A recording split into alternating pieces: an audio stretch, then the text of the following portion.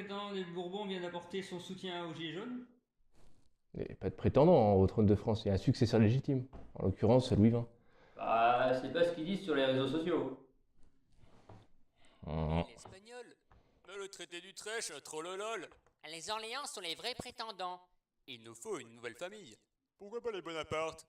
Votre prénom, c'est François, c'est juste. Seul Dieu choisira l'élu. Ok, stop. Il y a du boulot. Bonjour amis chouans et bienvenue sur cette nouvelle chaîne YouTube qui sera exclusivement dédiée à la légitimité. Par le biais de ces vidéos, je vous expliquerai ce qu'est le légitimisme. Le but étant de vous permettre de comprendre en quoi la monarchie est actuelle et nécessaire. Aujourd'hui en France, les monarchistes sont divisés en plusieurs courants, dont les principaux sont le légitimisme, l'orléanisme, le survivantisme, le providentialisme. Le seul de ces courants qui se réfère aux lois et principes séculaires de la France est le légitimisme. Il est la continuité de la tradition monarchique millénaire française qui a fait de notre pays le phare du monde au XVIIe et XVIIIe siècle. S'il est vrai qu'Internet donne accès à toutes les informations possibles sur la monarchie, il donne également accès à toutes les affirmations contraires. D'où la nécessité, par ces vidéos dans un format court, de séparer le vrai du faux et de restaurer certaines vérités tant sur la doctrine légitimiste que sur l'histoire. Le combat du légitimiste peut se résumer en 3 points essentiels. Rétablir la vérité historique, se former et transmettre. Et oui, l'histoire de France est une partie importante de la formation du légitimiste. Pourquoi? Eh bien, nous pouvons comparer l'histoire de France à l'expérience professionnelle d'une personne. Elle est l'expérience politique de notre pays. À partir d'elle, nous pouvons observer les actes qui ont été bénéfiques et ceux qui ne l'ont pas été. Et sur cette base-là, construire l'avenir sereinement et sans se précipiter. Mais pour cela, il faut bien évidemment bien connaître son histoire de France. Et surtout casser les histoires que l'on raconte depuis la Révolution française. Pour vous donner un exemple, si je vous dis la condition de la femme au Moyen-Âge.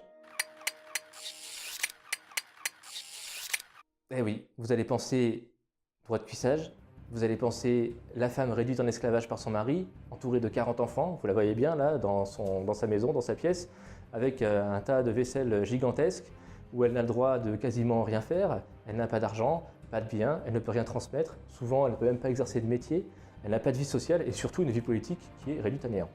Fa À qui tu parles là? Je sais pas, j'ai eu envie de faire ça soudainement sans aucune raison. Tout ceci est bien évidemment faux. La femme au Moyen-Âge a une vie politique, elle participe à la vie de la cité, elle a autant de droits qu'un homme, elle peut hériter de ses parents, gérer son domaine et ses biens comme elle l'entend et en donner héritage à qui elle le veut.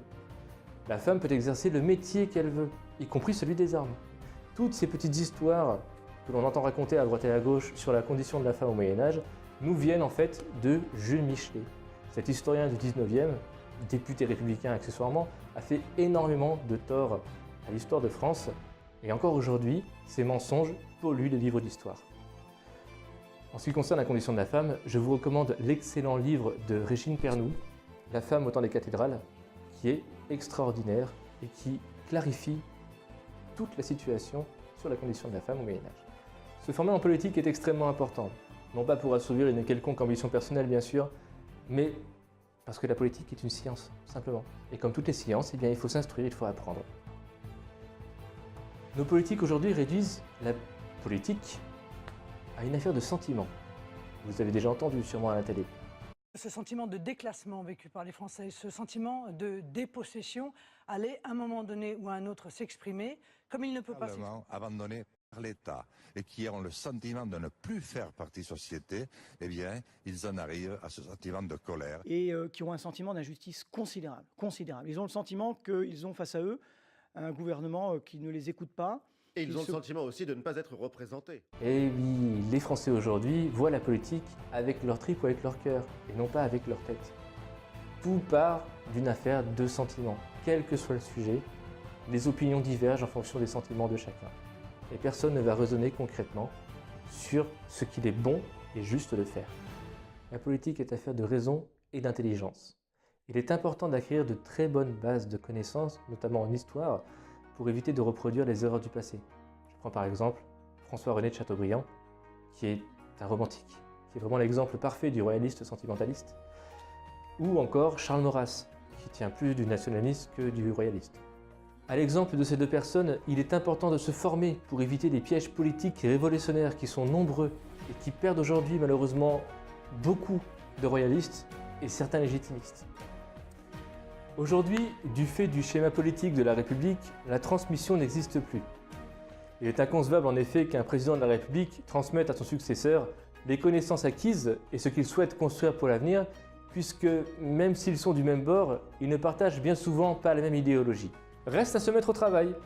Et pour vous guider dans vos études et vos lectures, il existe une organisation légitimiste, l'Union des cercles légitimistes de France.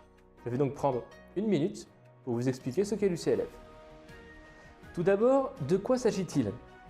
Eh bien, l'UCLF est une association de loi 1901 à but non lucratif. Elle a pour vocation de faire connaître et aimer la monarchie traditionnelle grâce à ses cercles d'études répartis dans toutes les provinces, ses médias et manifestations. Son objectif n'est pas de faire une contre-révolution, mais le contraire d'une révolution. Partir de la situation actuelle et progressivement réformer la société. L'UCLF prône le travail, la persévérance, l'exemplarité, en somme, l'effort sur soi-même. Peut-on réellement vouloir réformer la société, à savoir les autres, sans auparavant se réformer soi-même? Il s'agit donc d'efforts dans l'étude de ce qu'est la monarchie traditionnelle française pour mieux la faire aimer, dans la prise de responsabilité au sein de la cité pour donner l'exemple d'une bonne autorité et la faire aimer. Efforts d'autant plus importants qu'ils sont la condition nécessaire pour la reconquête des esprits et des cœurs. L'UCLF s'adresse à toute personne désireuse de remettre en place une institution qui pendant 14 siècles a été moderne, au service de son peuple et toujours tournée vers le bien commun. La restauration de la monarchie en France ne se fera pas toute seule, ni en un claquement de doigts. Il s'agit de reconquérir le cœur des Français en faisant appel à leur raison et leur intelligence. Ce n'est pas le chemin le plus rapide, ni le chemin le plus simple, mais c'est le plus sûr. Et l'UCLF est le moyen de transport le plus adapté pour l'arpenter. Voilà, c'est la fin de cette vidéo. Merci de l'avoir suivi jusqu'au bout. Si elle vous a plu, n'hésitez pas à la liker et à vous abonner si vous voulez suivre notre contenu. Je mettrai dans la description les liens concernant l'UCLF et un petit explicatif pour vous abonner à la Gazette Royale, qui est un petit journal trimestriel légitimiste dont je vous recommande la lecture. Amis chouans, à bientôt!